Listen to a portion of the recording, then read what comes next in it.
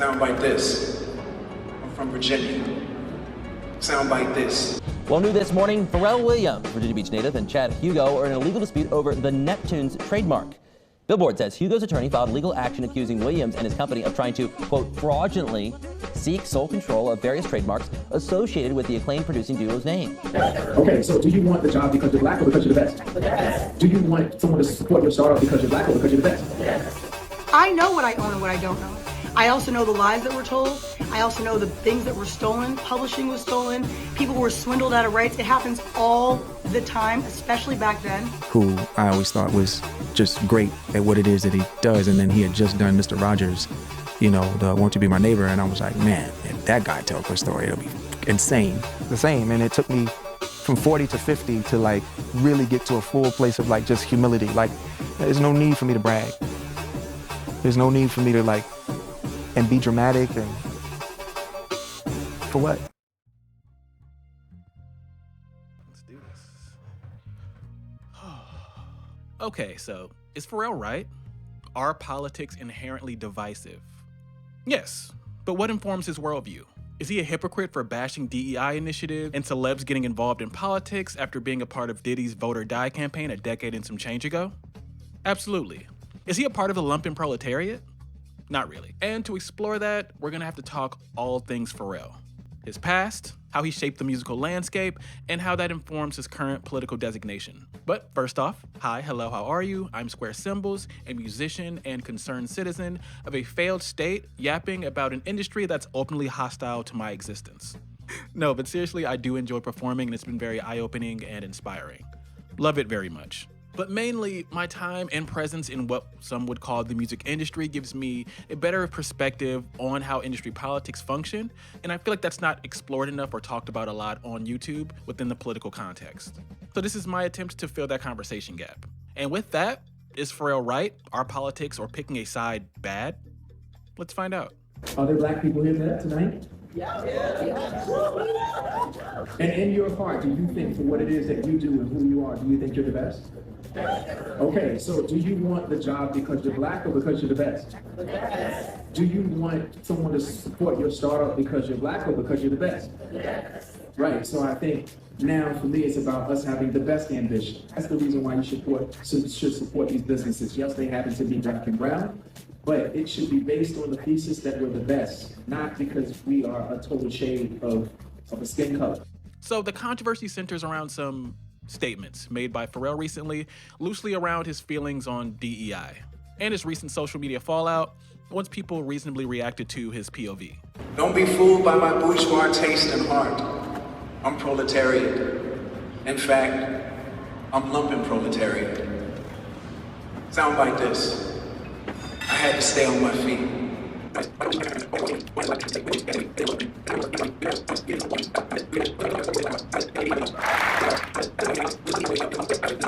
And in my understanding, it seems like Pharrell can take this middle-of-the-road, meritocracy-inspired position because by every stretch of the word, he exemplifies the American dream through how he shaped pop culture and his image, as well as shaped the hip-hop, pop, and alternative landscape. Graduated to being a fashion influencer, this is all complicated how he views his own class designation. So let's talk about it.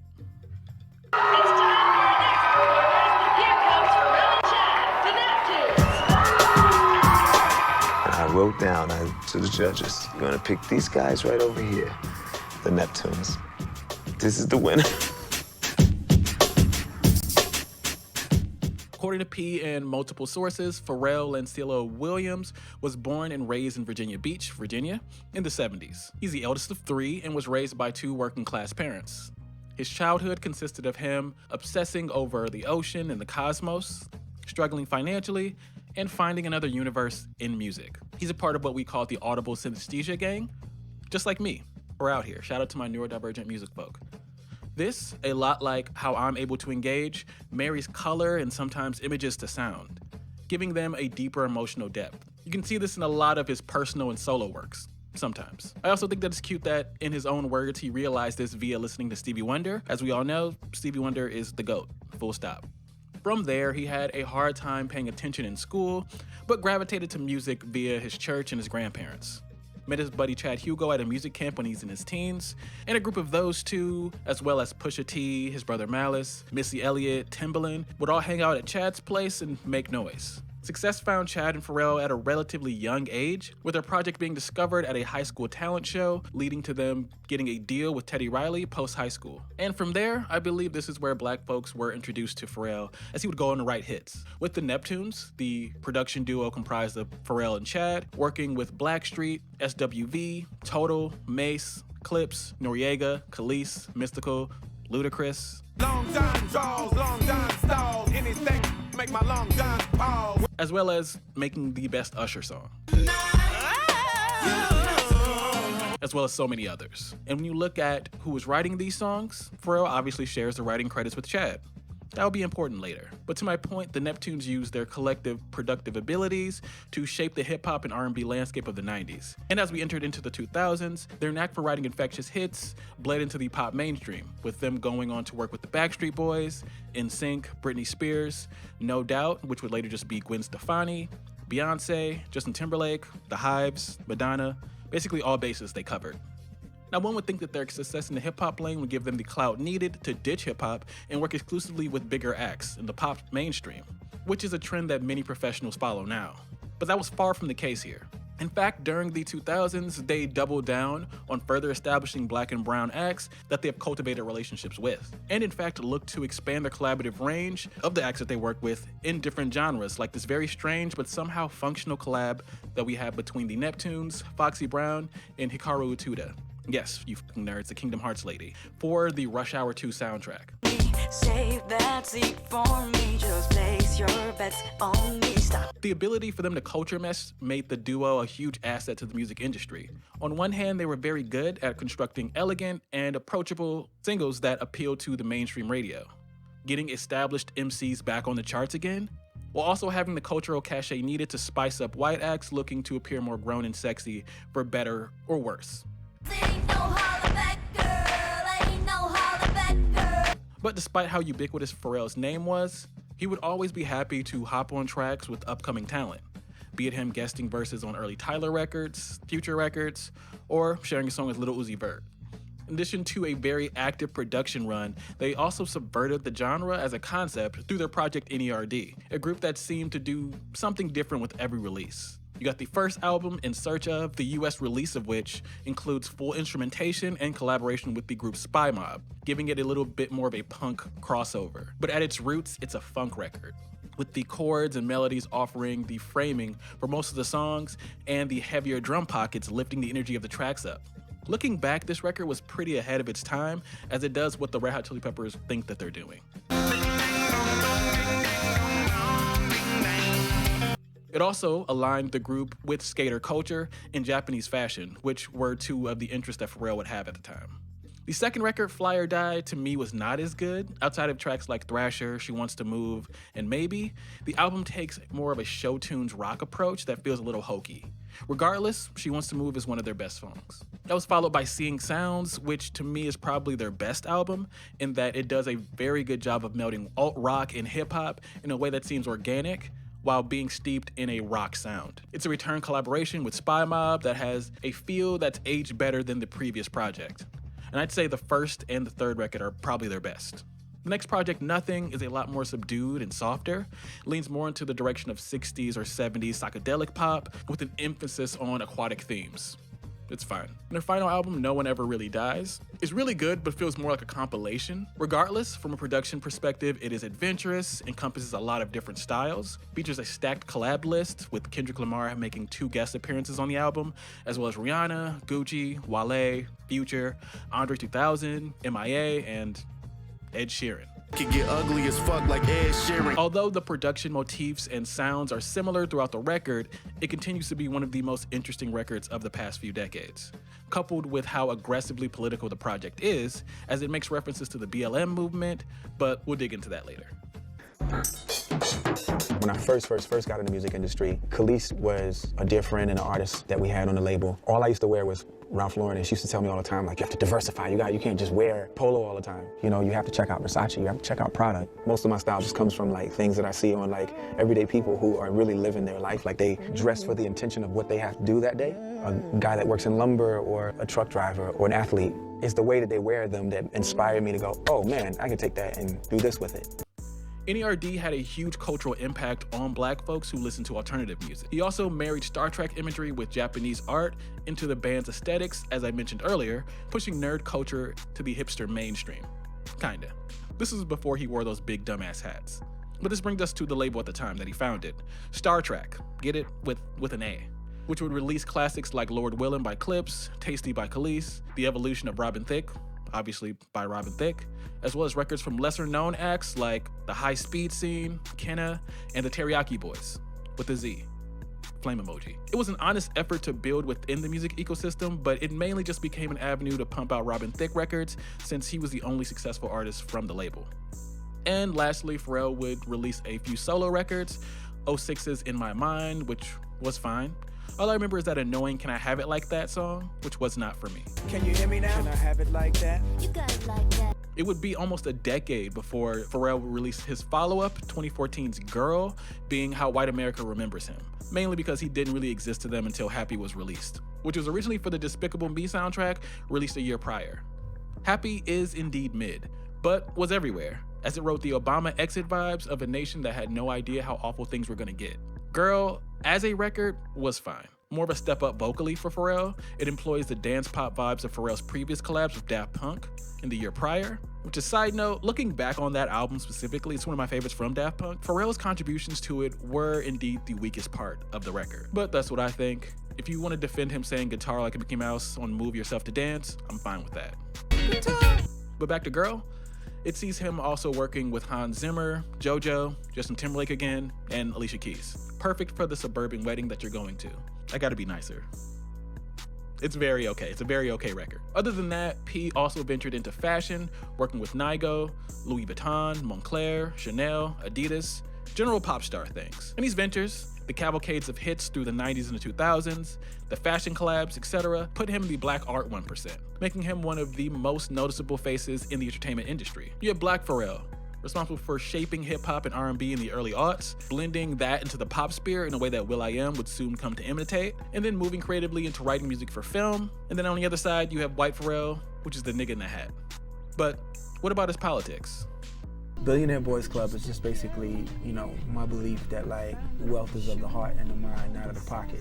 The early aughts and really the bulk of Pharrell's work is remarkably apolitical, kinda, in a way that doesn't really brush up against any real personal issues. That being said, one could say that his work with Clips and the fact that Virginia Beach wasn't really represented fully in the popular musical landscape are in themselves pretty political, with Pharrell using his platform to cultivate black talent, and him himself hyper-focused on incorporating nerd culture, things like his obsession with Star Trak, the cosmos, and the ocean, into his skater aesthetic. And these things have changed how black kids who were into different things could find themselves. To an extent, he's spoken about artists' rights and musicians owning their music based off of a labor principle alone. But we'll get back to that. As I mentioned earlier, the last N.E.R.D record, No One Ever Really Dies, which is what N.E.R.D stands for, by the way, focuses on the thoughts, concerns, and demands of the BLM movement. Even within its first few bars, references how the CIA hunts free thinkers and revolutionaries, even though it alludes to more rational, centrist fence-sitting. Deep Down Body Thrust preaches a vague revolutionary uprising and rightfully points the fingers at corporations for our current dysfunctional dystopia.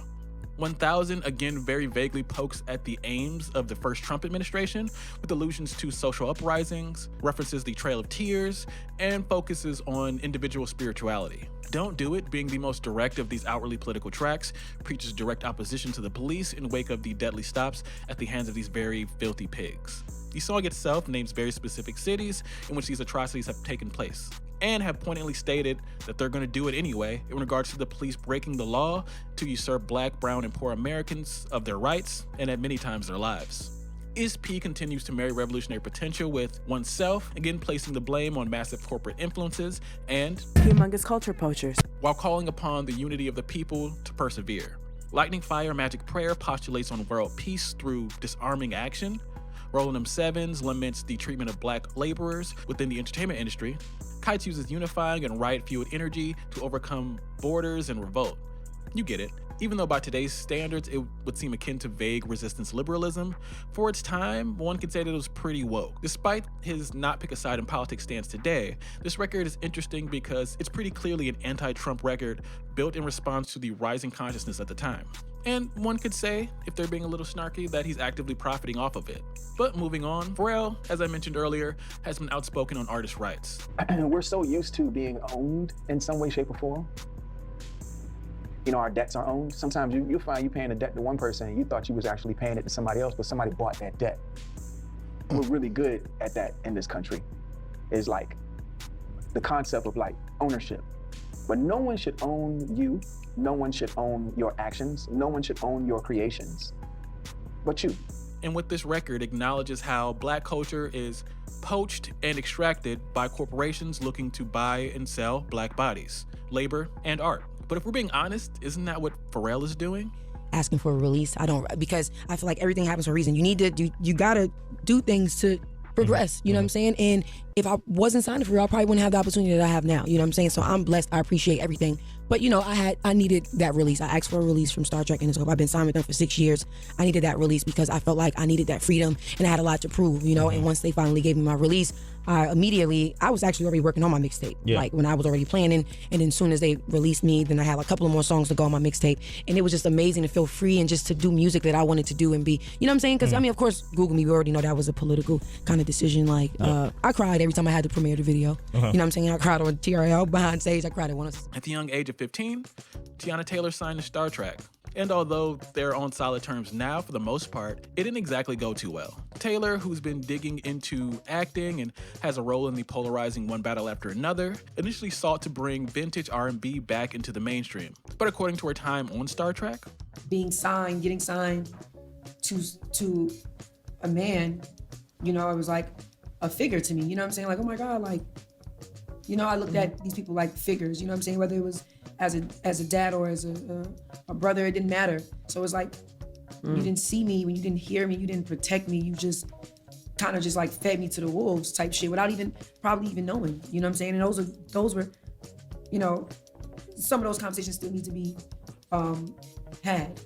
This happened part and parcel due to Pharrell not really taking the time to develop that talent. Not that that's his main priority, but when you have an artist that is young, leaving them in a den of wolves is just bad business. Only made worse when you realize that she looked up to him. I was gonna say, will you personally, I mean, you share whatever you want to share today or not share, but will you at some point in your life, because you don't want to hold on to nothing, like, I don't know if you have already, with some of those figures, have had these like honest conversations about how it's affected you and how it hurt you, or? I had a really, really, really, really deep and honest conversation with Pharrell.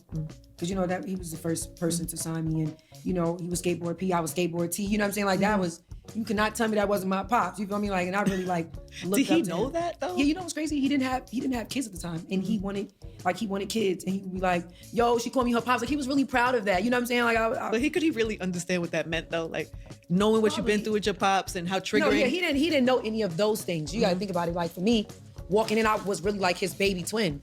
You know what I'm saying? Like, we both, from the day we met, had on damn near the same fit. You know what I'm saying? So it was just like, oh yeah, she really little me. You feel what I'm saying, Laz? I know. Not really the worst thing one can do, but it does inform a pattern. Kelis began collaborating with Pharrell and Chad Hugo when she was in her late teens, with the third record being the first time in their creative relationship where she'd seek additional producers for the album, something that reportedly rubbed Pharrell the wrong way.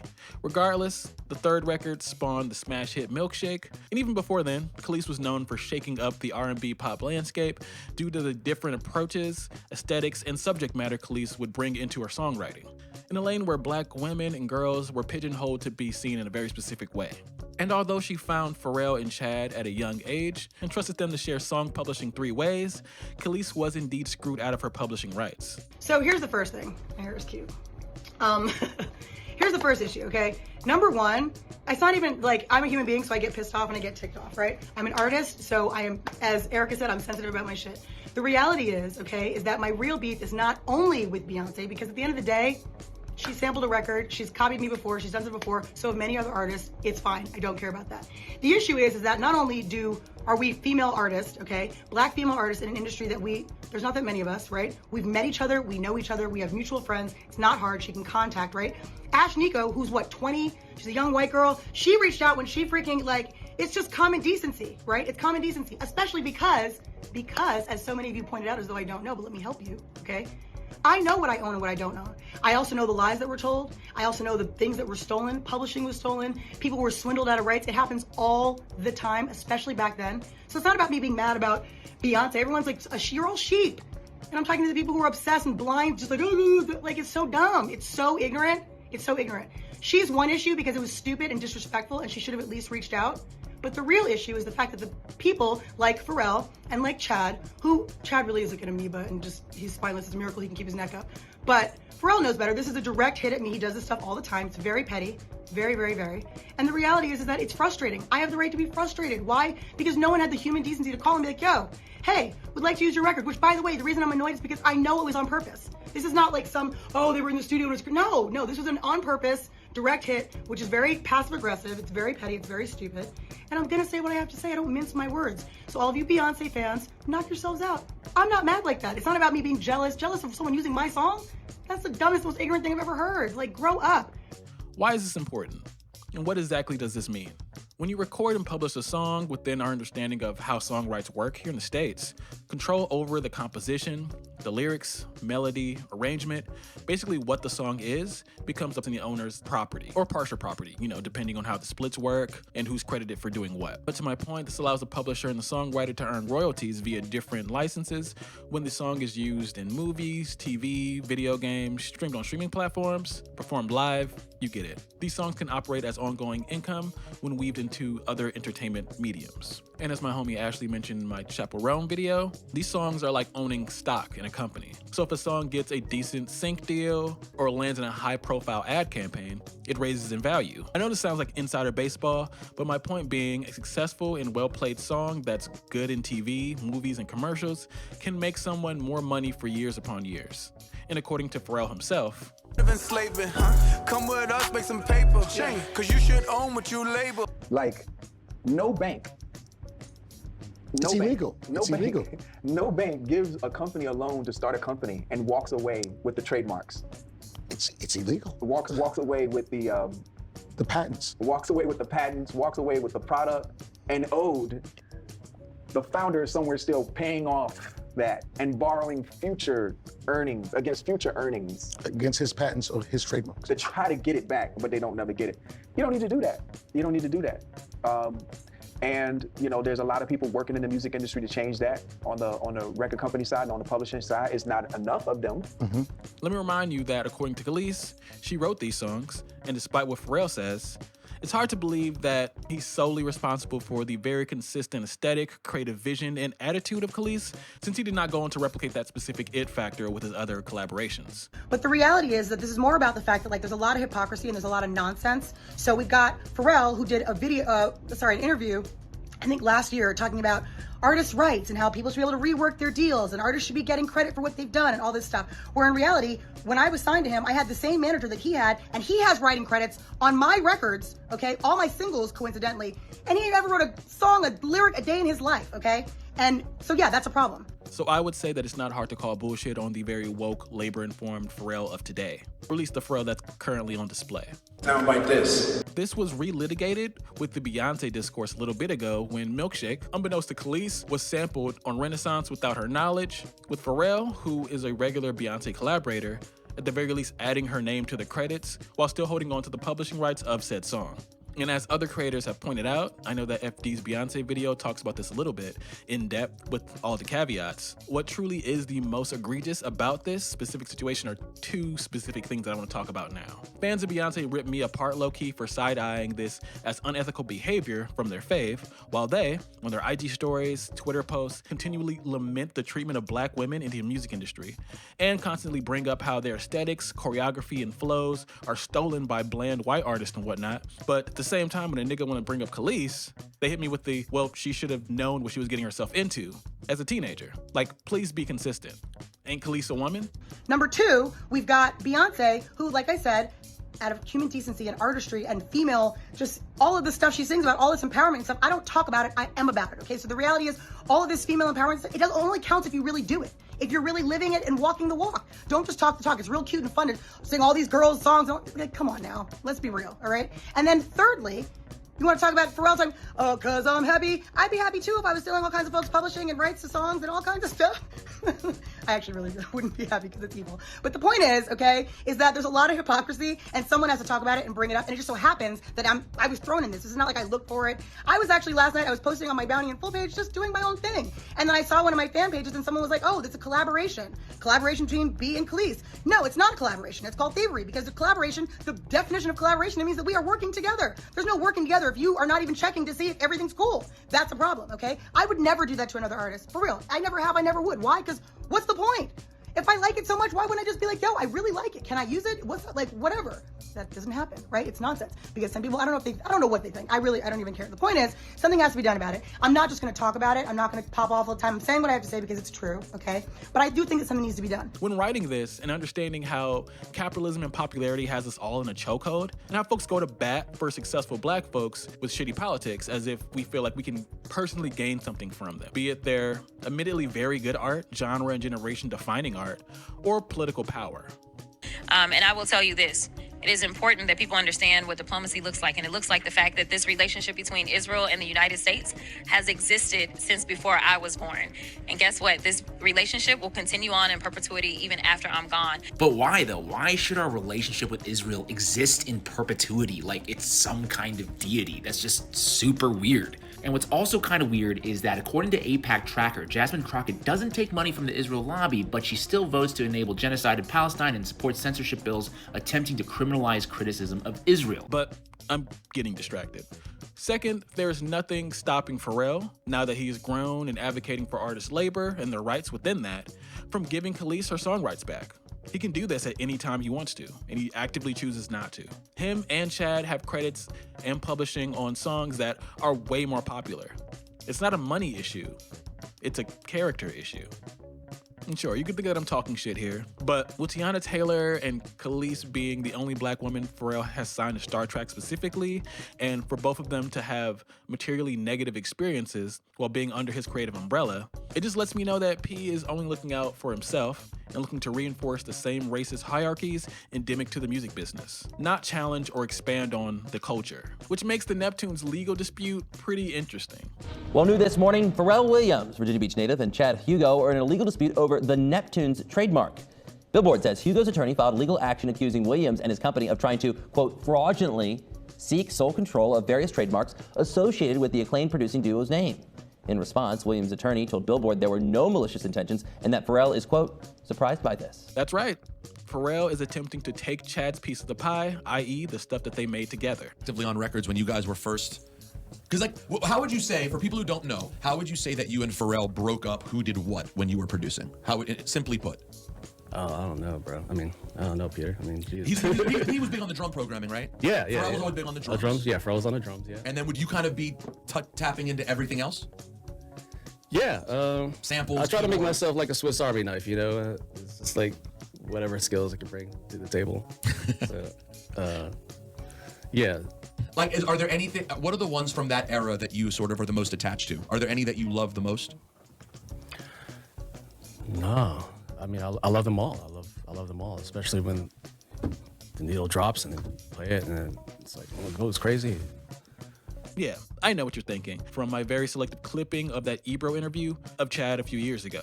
But I shit you not, this is how he is in most interviews. Chad has a reputation of being pretty shy and not very, how do you say? And like Chad really is like an amoeba and just, he's spineless. It's a miracle he can keep his neck up. Well, allegedly, according to Hugo's legal team, they're in the process of blocking an attempt to register the Neptunes trademark under Pharrell's company. Instead of it being the 50-50 deal that Hugo and Pharrell had set up all those years ago, the 3 trademark filings would give Pharrell's company the revenue from the producer's share of streaming, live performances, and music videos that they've made within their 20-year production history. This would include, once again, major songs like Use Your Heart, which a sample of was found on GNX last year, Got Your Money by ODB, first 2 Kelis albums, Shake Your Ass by Mystical, songs by Jay-Z, Ludacris, Usher, T.I., Britney Spears, NSYNC, Hit Different by SZA, Stop Playing With Me by Megan Thee Stallion, literally a catalog worth tens of millions of dollars. Now, what we know of this dispute is pretty limited, with the news breaking about a year ago, along with info that Pharrell and Chad are no longer on speaking terms. They were cool enough for Chad to have a small role in Pharrell's documentary, Piece by Piece, which is cute and a cited source in this video. But from what I know about how film works, Hugo was probably under contract to do this years ago and couldn't back out before finding out that his creative partner was looking to snake him out of the wealth of very lucrative tracks that they had made together.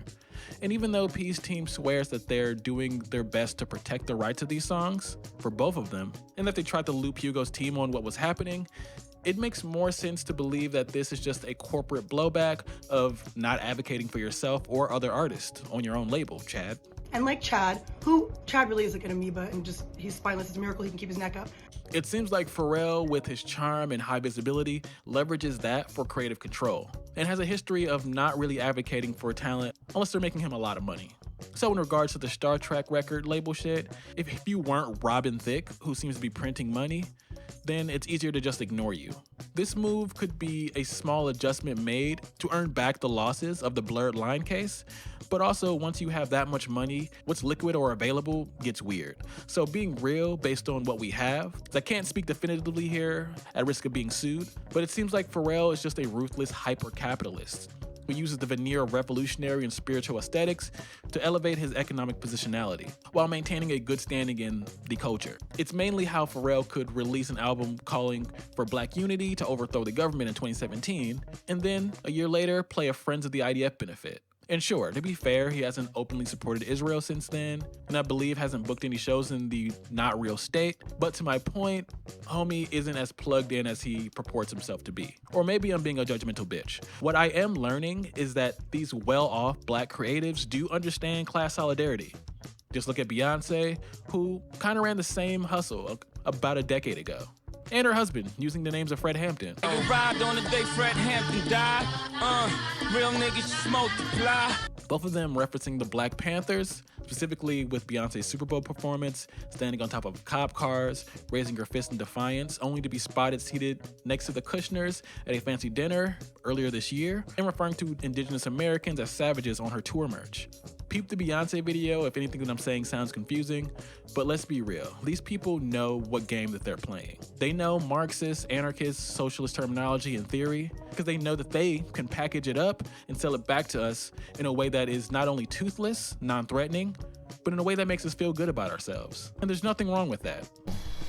That, in general, because I know it's songs that didn't come out too. Like, what was your favorite thing to make during that? I was just walking that day. Oh, nothing else. Yeah. Let's be honest. The past 2 years have sucked, and it doesn't look like things are getting much better anytime soon. Only weirder. Nicki Minaj is looking to groom the youth of America into Trump-loving peons, maybe because she's in debt. I don't know. Drake, after losing a rap battle in the funniest way possible, seems to be pivoting into the manosphere streamer who wants children to gamble. W's in the shot. W's in the shot. Beyonce and Pharrell will release more music, and more than likely, it'll probably be pretty good. But they also seem to exist in a very strange liminal space where their convictions, or full-throated, beliefs aren't really clear or articulated at all. While they sit in their ivory towers of Black excellence and equate making political stance to being divisive, I'm hoping that we can get to a point where we can acknowledge the absurdity of the Black entertainer paradox. I think we need to stop looking at Black entertainers. Say more. Because you sing and dance doesn't mean we need to pay attention to the things that you do. You know what I mean? But that's capitalism, as we talk about. It don't marry you. Where it seems like the culture only seems to be venerated by the hypervisible. These hypervisible Black artists, while having a very real time experiencing the soul-crushing weight of racism and sexism, are also greatly ingrained and compromised by these oppressive systems because they in some way are benefiting from them. Now we can look back at the recent Pharrell moments, him not picking a side and referring to himself as lumpenproletariat, as a few things. First things first, I'm pretty sure Pharrell does not know what that term means. And we're gonna get to Pharrell's political designation pretty soon. But first, let's just go over some terminology. This is gonna be simplified and digestible, so the weird, pedantic Marxists, please chill out in my comment section. The proletariat refers to workers collectively, the folks holding down the jobs that make society possible. This comes down to the barista at your local coffee shops, assembly folks at the factories, if there are still those jobs left, teachers, handymen, you get it, folks who must sell their labor to survive. Within many base readings of Marxist theory, the idea of who is and isn't a worker seems hyper-focused without fully bringing into consideration how society and our economy has changed. But again, it's a good baseline for how society is constructed naturally and materially, or in ways that are direct and physical, tangible. The lumpenproletariat is a controversial term, in that it refers to the leftover people from that group. We're talking about the constantly unemployed, petty criminals, sex workers, and the disabled, which again makes this term kinda dicey. While it is theoretically used to speak on those pushed to the edges of society, not really capable of organizational revolutionary potential. This is only confined with the context these positions have at the time that these terms were conceived. As we all know, there are many people who organize and engage in community care while not holding down a steady job. Petty crime within capitalism definitionally can include things that shouldn't be illegal, like dumpster diving, or connect small-time crimes' role in larger organized crime ecosystems, like the drug game. SWs exist on a very broad labor spectrum as well, and have been essential to labor movements throughout the years, as they've been consistently targeted and criminalized by Western governments. And with that, there are plenty of conservative SWs because it's a billion-dollar industry. The disabled are constantly disregarded in Western hegemony's quest for an endlessly exploitable population. To that point, their organizational efforts have literally given us the accommodations that make modern life possible. This is not to say that we have to throw out the Marxist baby with the bathwater, but that this info isn't dogmatic or stuck in a literal non-changing place. It's malleable and can be applied to many a situation and updated to meet our personal means. Regardless of this really long tangent and breakdown, Pharrell doesn't meet this class designation at all. He's clearly, through his labor, a couple of shady contracts, and a bunch of creative industry collaborations, a multi-millionaire. However, ironically enough, one could find a decent number of the lumpenproletariat within the sphere of the working creative, mainly because it takes a lot for one to create a functional life within the arts, leading to a lot of people within these industries to be endless social climbers, doing whatever to get to their next opportunity because what people say is indeed true. The entertainment industry is a club and you're not in it. And if you want to get in, you got to be a team player. And what that means varies. Maybe attend fundraisers in support of folks helping spearhead unspeakable war crimes, say little to nothing about human rights abuses, mainly because the labels and companies they partner with are profiting from them. Or spearhead an AI initiative in a creative industry with a near impenetrable barrier of entry. What's my point here? Although by and large working creatives do exist on the lower classes of society and usually reflect the social and political aims of the people, on the other hand, those who've made it seem to consistently make personal decisions that are at odds with what the people need, mainly because they are tasked with upholding the veil of the American dream. Pharrell, as a person who came from a working class background and now finds himself at the top of the entertainment totem pole, now has to defend his position. Not to sound like a cynical person, but this lets you know that every move, play, speech, collab, and whatever is more important with him getting his than preserving or extending Black creative culture. Knowing that the military plays a strange but active role in the music industry, he knows what he can say and what he can't.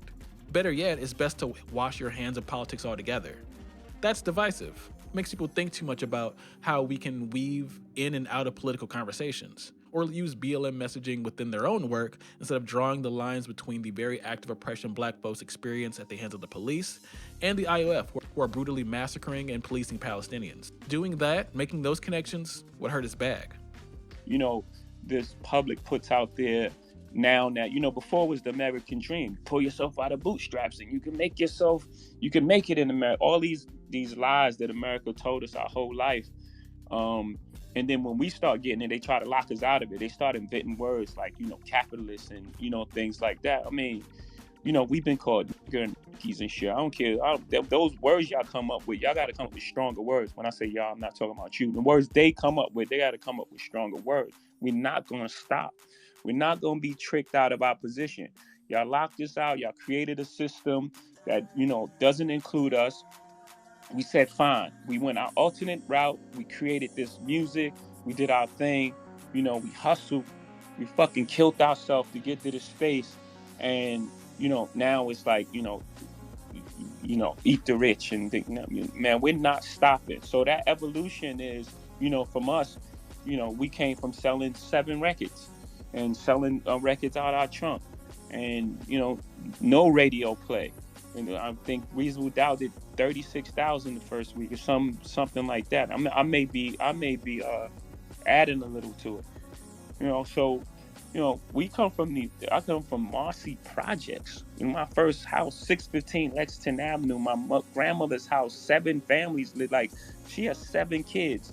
Folks like Pharrell, Timberland, Jay-Z, Beyonce choose not to critique capitalism because obviously they actively benefit from it, and can now gatekeep creative industries while being the shining beacon of a functional economic system. You see, they started with very little, worked their way up, and now lead the industry. And maybe you can too. But that's just what I think. What are your thoughts? Do you believe Pharrell deserves more grace? Is he a snake?